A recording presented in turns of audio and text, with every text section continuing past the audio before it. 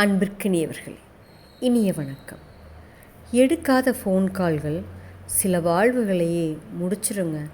சொல்லாத பாராட்டுக்கள் சிலரை துயருக்குள்ளே கொண்டு போய் விட்டுரும். நடக்காத சந்திப்புகள் நட்புகளையே பிரிச்சிருங்க. நம்மளுடைய இறந்து போனார் இல்லைங்களா, அந்த டோனியோடைய இதில் நடித்தாரே நடிகர் சுஷாந்த். அவர் இறக்கிறதுக்கு முன்னாடி தனக்கு பிரியப்பட்ட யாருக்கோ ஃபோன் பண்ணியிருக்கிறாரு, நண்பனோ அல்லது தோழியோ. அவங்க அந்த ஃபோனை எடுத்து பேசியிருந்தால் ஒருவேளை சுஷாந்த் இன்றைக்கி உயிரோடு இருந்திருக்கலாம்.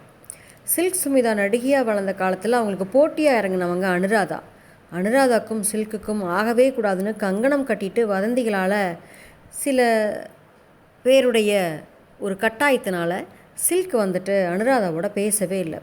ஒரு காலகட்டத்தில் சில்கோட சொந்த படத்தில் அனுராதா நடிக்க போனபோது 2 பேரும் நட்பாகி நல்ல தோழமைகள் ஆயிட்டாங்க. வாடி போடின்னு கூப்பிட்டுக்கிற அளவுக்கு. ஒரு நாள் இரவு சில்க் அனுராதாவை ஃபோனில் அழைச்சி உடனே சந்திக்கணும்னு பேசணும்னு சொல்கிறப்போ, அனுராதா இப்போ தான் நான் ஊர்லேருந்து வந்திருக்கிறேன், நாளைக்கு காலையில் சந்திக்கலான்னு சொல்கிறாங்க.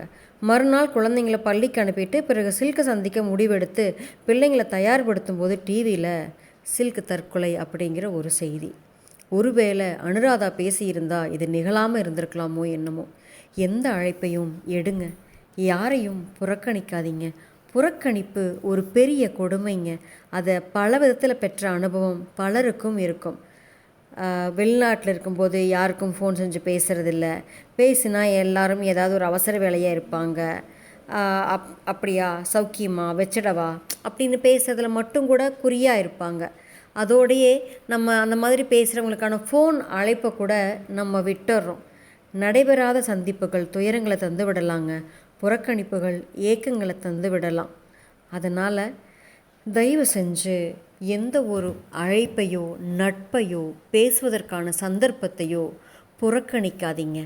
அவங்களுக்கு எந்த சூழலோ என்ன தொந்தரவுக்காக என்ன ஒரு தேவைக்காக உங்களைய அழைக்கிறாங்களோ, அதனால் யார் அழைப்பு வந்தாலும் பிடிச்சவங்களோ பிடிக்காதவங்களோ எடுத்து பேசுங்க. அதே மாதிரி தேவையில்லாமல் யாரையும் புறக்கணிக்கவும் செய்யாதீங்க. சரிங்களா? நாளை சந்திப்போம் தோழமையிலே.